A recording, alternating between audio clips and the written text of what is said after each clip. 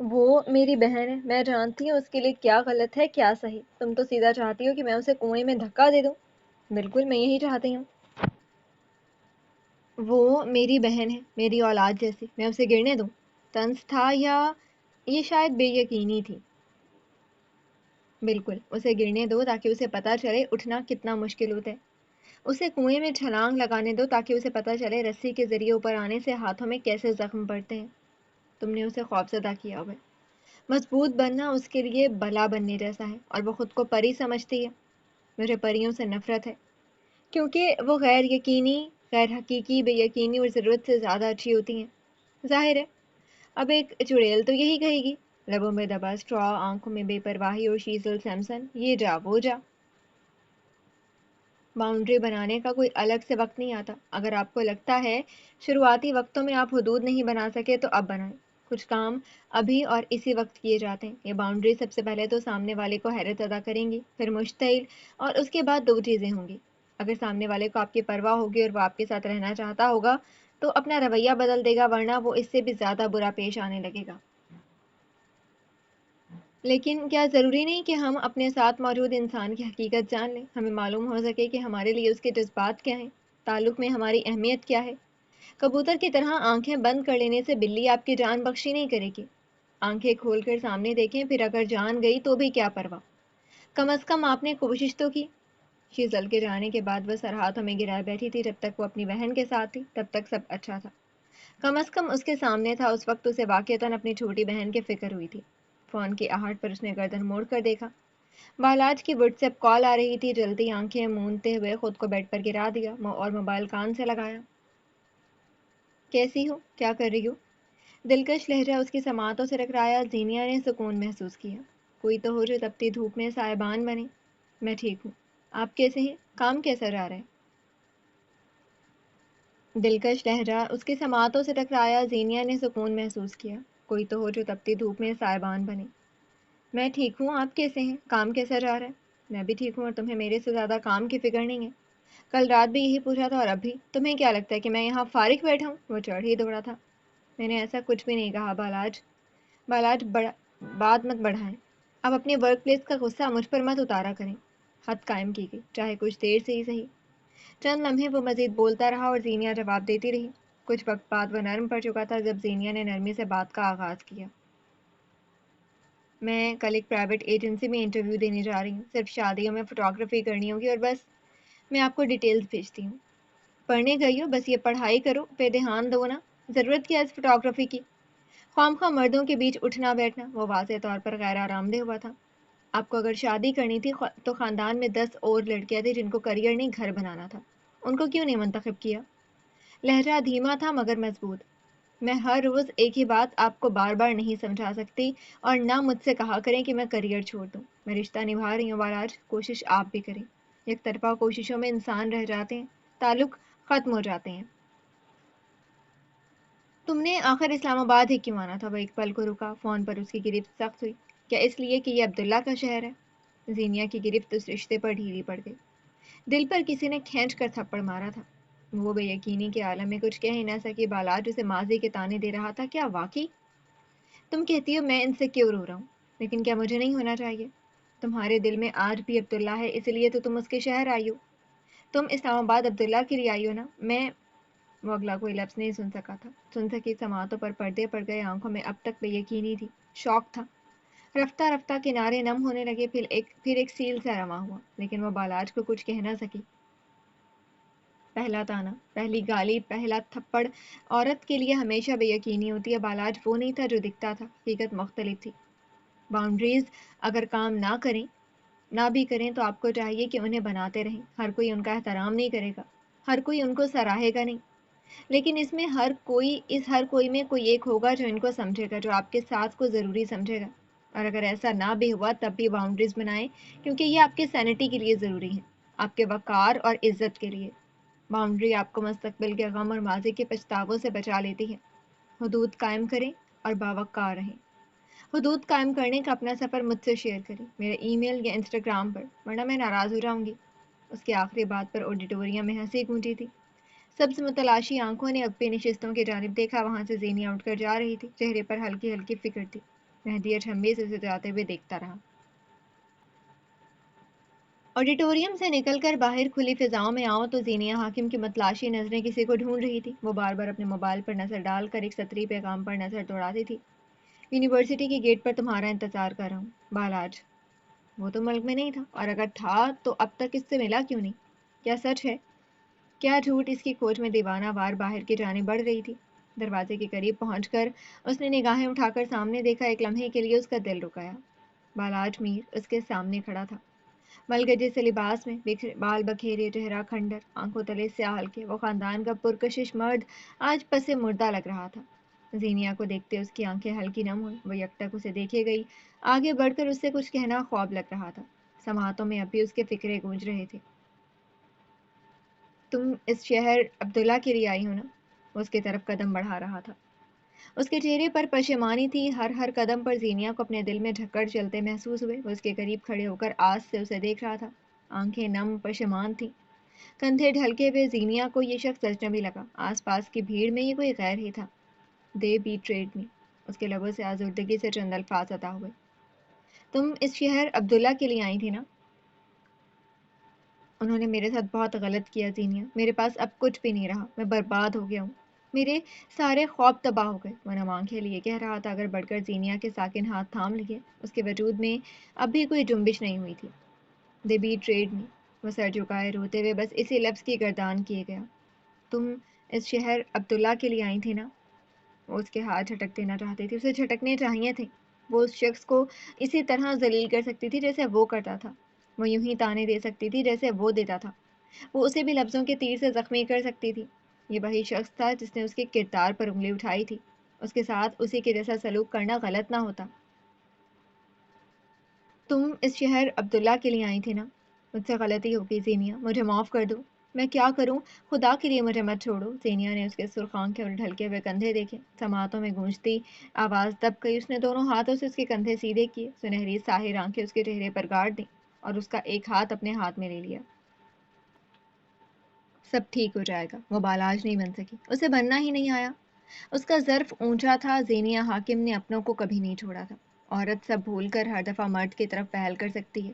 یہ مرد کے ہاتھ میں ہوتا ہے کہ اس کے پلٹ آنے کی عزت کرے۔ وہ سخت، ضدی، ڈھیٹ اور انا پرست مشہور تھی، لیکن اسلام آباد سے گوادر جانے والی ہواؤں نے ایک سرگوشی کی تھی۔ حقیقت مختلف ہوتی ہے۔ باب پنجم، انسان اور اس کا ماضی۔ انسان اور اس کا ماضی ہمیشہ ایک ساتھ رہتے ہیں۔ کئی باتیں، کئی لہجے ہیں انسان اور اس کے ماضی کا عکس۔ وہ دور بیت چکا جب سیاہی تھی چھائی ہوئی، جب تم ہوئے تھے بے قدر، جب عقل تھی مرجھائی ہوئی، جب تم سے بچھڑے دوست کبھی، جب تم نے سہے درد کبھی، جب روٹھی خوشیاں بکھرے تھے رازدار سبھی۔ ایک دن تھا پھر عین جوانی کا، بچپن کا یا پھر عمر رسیدائی کا۔ تم تھے سامنے اپنے، تم نے لیا عہد اپنی پذیرائی کا۔ پھر بیتے ماہوں سال کئی، بیتا دور جگ ہسائی کا۔ ایک رات سیاہ کو پھر تمہاری آنکھ کھلی، یوں لگا جیسے ماضی کی ہر الٹ چکی بساط کھلی۔ آئینہ ایک بار پھر تمہارے سامنے ہے، ایک چہرہ ہے جو ماضی ہے، وہی چہرہ ہے جو حال بھی ہے۔ اب پوچھو کیا یہ پہیلی ہے؟ اے انسان، کیا تم کو واقعی لگا تھا کوئی ماضی ہے؟ اور اگر ہے تو کیا وہ دے گا حافظہ تم کو بھلانے؟ تمہارا ہر عمل ہے مشروط تمہارے ماضی سے، ہر اگلا قدم تمہارا محفوظ ہے تمہارے ماضی سے۔ تم ہو ابھی بھی سہمے ہوئے بچے، تم ہو اب بھی جھٹلائے گئے سچے، تمہارے خوف ہیں اب بھی رازدار تمہارے، تمہارے زخم ہیں اب بھی نہ لگے مرہم کے مارے۔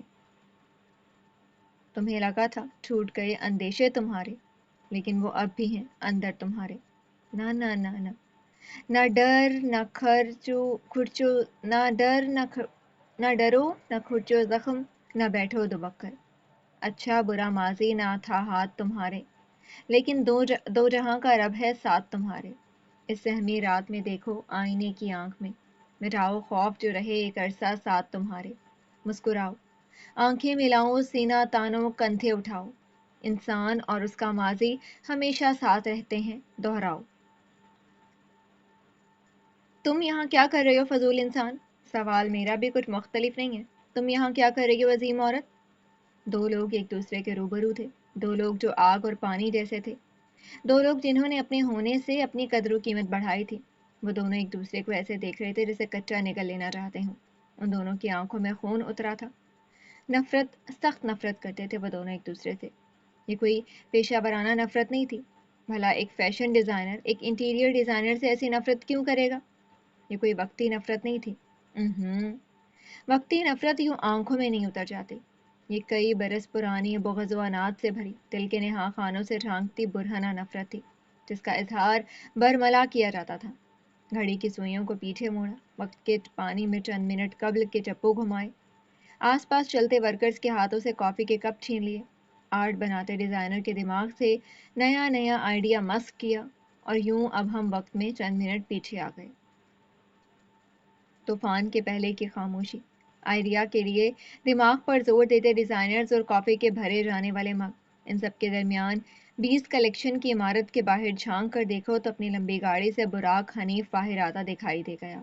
یہ کیس کے ساتھ موجود شوخ براق نہیں تھا، یہ مہدی کے سامنے بیوقوف بننے والا براق نہیں تھا، یہ 20 کلیکشن کا مالک، قسم ٹیکسٹائل کا آدھا حصے دار، ملک کی سب سے بڑی ٹیکسٹائل انڈسٹری کا مالک تھا۔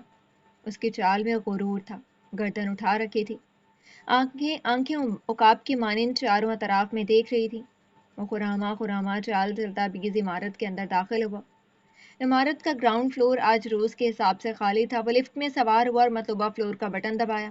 چند لمحے بعد وہ اپنے مطلوبہ فلور پر تھا۔ لفٹ کے آہنی دروازے آپس میں جدا ہوئے، اسی پل وہ باہر آیا، مگر سامنے سے آتی لڑکی کو دیکھ کر ایک لمحے کے لیے اس کا سانس جہاں تھا وہیں تھم گیا۔ براق حنیف پلک تک نہ جھپک سکا۔ سامنے سے شیزل سیمسن چلتی ہوئی آ رہی تھی، سفید کرتا، نیلی جینز، بالوں کے پونی ٹیل، گلے میں مفلر کی مانند لیا گلابی دوپٹہ، پیروں میں سفید ہیلز، اور آج آنکھوں پر چشمہ بھی لگا تھا۔ براق نے اس کے کندھے پر ٹنگا بیگ دیکھا، ایک بے اختیار شناسا مسکراہٹ اس کے لبوں پر آئی، جیسے وہ جانتا تھا اس بیگ سے سب نکلے گا سوائے ایٹم بم کے نسخے کے، سوائے اگلے وزیر اعظم کی تقرری کے کاغذات کے۔ اسی لمحے ایک احساس، ایک شناسا بے یقین سے احساس کے تحت شیزل نے نظر اٹھا کر سامنے دیکھا اور اس کی آنکھیں پتھرا گئیں۔ لمبی راہداری میں وہ دونوں ایک دوسرے کے سامنے کھڑے تھے۔ وہ دونوں انجان نہیں تھے، لوگ آس پاس سے گزر رہے تھے، شور، آواز، قدموں کی چپ چاپ، سب کچھ مدھم ہوتا گیا۔ شیزل کئی سال پیچھے چلی گئی، اس کی آنکھوں کے سامنے براق تھا، لیکن اسے جو آواز آتی تھی وہ کئی سال قبل والے براق کی آواز تھی۔ تم اور میں ایک دوسرے سے نفرت کرتے ہیں براق، لیکن ہم دونوں نے کبھی ایک دوسرے کو گرایا نہیں۔ ہم دونوں ایک دوسرے کے رازوں سے واقف تھے، لیکن ہم نے کبھی انہیں لوگوں پر ظاہر نہیں کیا۔ کالج کی راہداری، نم آنکھیں، تنی ہوئی گردن، ابری ہوئی نسیں، شیزل سیمسن اس کے سامنے کھڑی تھی۔ ہم دونوں دشمن ہیں شیزل۔ دشمنی میں حدود نہیں ہوتی، دشمنی میں پردے نہیں ہوتے۔ تم نے ایک کمزور لمحے کی زد میں مجھ پر بھروسہ کر لیا، اور اس میں میرا کوئی قصور نہیں۔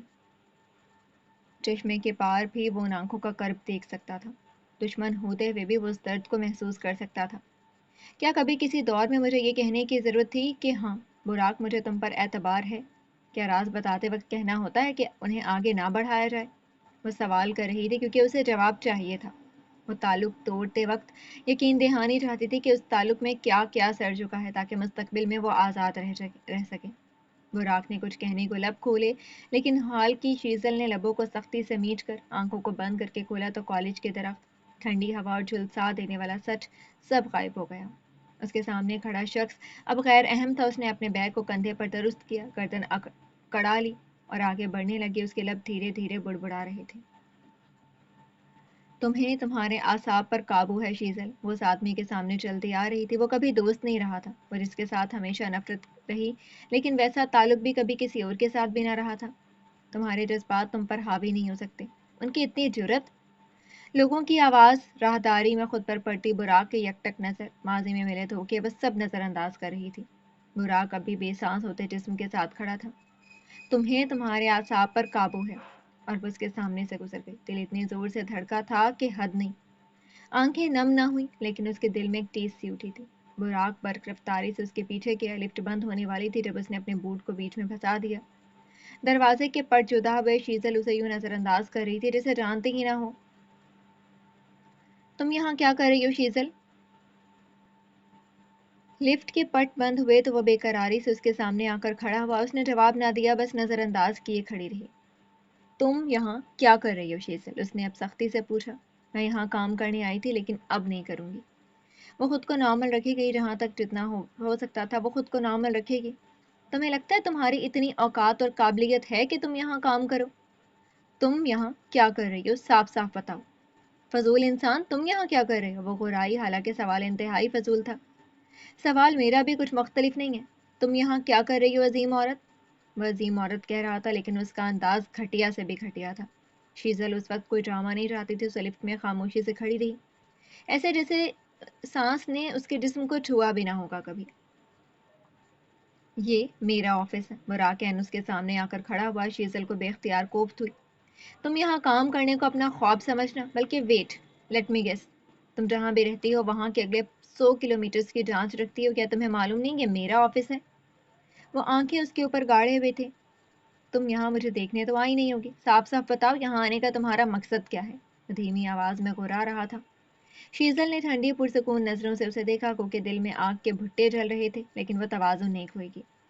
تم میرے باپ نہیں ہو براک حنیف، میں تو اپنے باپ کو بھی جواب دے نہیں ہوں۔ غصے سے اس کی آواز دھیمی تھی۔ لفٹ اپنی مخصوص آواز سے کھلی۔ شیزل نے اپنے قدم باہر کی جانب موڑے جب براک نے سرخوتے چہرے کے ساتھ اس کا بازو پکڑ کر دوبارہ اندر کی جانب کھینچا۔ لفٹ کے بٹن دبائے، لفٹ دوبارہ چل پڑی۔ لمحوں کا کھیل تھا اور شیزل اس لمحے کو جذب نہ کر سکی، وہ شل رہ گئی۔ مجھے بیوقوف مت بناؤ، میں پاگل نہیں ہوں شیزل۔ تم یہاں اتفاقاً نہیں آ سکتی۔ مجھے یہ کہانی مت سنانا کہ تمہارا یہاں آنا ایک اتفاق ہے اور میرا یہاں کا باس ہونا تمہارے علم میں نہیں ہے۔ اس کے بازو کو اب بھی اپنی آہنی گرفت میں لیے ہوئی تھی۔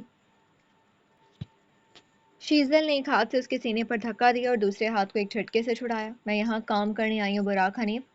تمہارا یہاں کا باس ہونا تو چھوڑو، یہاں کے گارڈ اور خاکروب تک کا علم ہے مجھے۔ میرا یہاں آنا کسی قسم کا اتفاق نہیں، میری موجودگی کی وجہ میرا پروفیشن ہے۔ اگر تم اتنی پروفیشنل ہو تو مجھے یہاں دیکھ کر تم بھاگ رہی تھی۔ بھاگ کیوں رہی تھی؟ کس نے کہا میں بھاگ رہی تھی؟ کس نے کہا کہ میں تمہیں نظر انداز کر رہی تھی؟ میرا کام نچلی منزل پر ہے، میں اپنا کام کرنے جا رہی تھی۔ لفٹ ایک بار پھر کھلی۔ براک اب کے خاموش سلگتی آنکھوں سے اسے دیکھ رہا تھا۔ کئی ملازمین لفٹ میں سوار ہوئے، شیزل پر ایک بیزار نگاہ ڈالتے ہوئے باہر نکل آئی۔ ابھی لفٹ کے دروازے بند ہوتے کہ براک نے ملازمین کے موجودگی کو نظر انداز کرتے ہوئے اسے پکارا۔ جب مجھ سے اتنی نفرت ہے تو پھر یہاں کام کرنے کی وجہ؟ شیزل ہیل کے بل گھومی، آنکھیں پٹ پٹا کر اسے دیکھا۔ اس کی آنکھیں بیک وقت سنجیدہ اور شفاف تھیں۔ کس نے کہا مجھے تم سے نفرت ہے براک حنیف؟ اور یہاں اس جواب پر براک نے اپنے دل کو خالی ہوتا محسوس کیا۔ دوستی، اعتبار، نفرت، کچھ نہیں تھا ان کے درمیان۔ چاہے نفرت ہی صحیح، کوئی جذبہ تو ہوتا۔ لفٹ کے جامع دروازے حرکت میں آئے اور ان دونوں کے چہرے اس لوہے کے گیٹ میں کہیں دور کھو گئے، وقت کی طرح، ریت کی طرح، لیکن دل میں اٹھتی ٹیس، کوئی اس کا کچھ کرے۔ گیس کمبیر کی گاڑی قسم کو جانے والے راستے پر دوڑ رہی تھی، لیکن آج وہ اکیلا نہیں تھا۔ اس کے ساتھ گاڑی کی پچھلی نشست پر اس کا بھائی نما کزن، اس کا جگری دوست مہدی کمبیر بیٹھا تھا۔ گیس گاڑی سے باہر دیکھ رہا تھا، جبکہ مہدی کو رہ رہ کر یونیورسٹی کا وہ منظر یاد آتا تھا جہاں زینیا نے اس آدمی کے ہاتھ پکڑے تھے۔ اس کا چہرہ نہیں دیکھ سکا تھا، نہ اس کا کوئی اور رخ، اس نے بس زینیا کو دیکھا تھا اور اس کے ہاتھ میں ایک ہاتھ۔ شادی، تعلق، پارٹنرشپ، اس معاملے میں وہ ایک بار پھر الجھ گیا تھا۔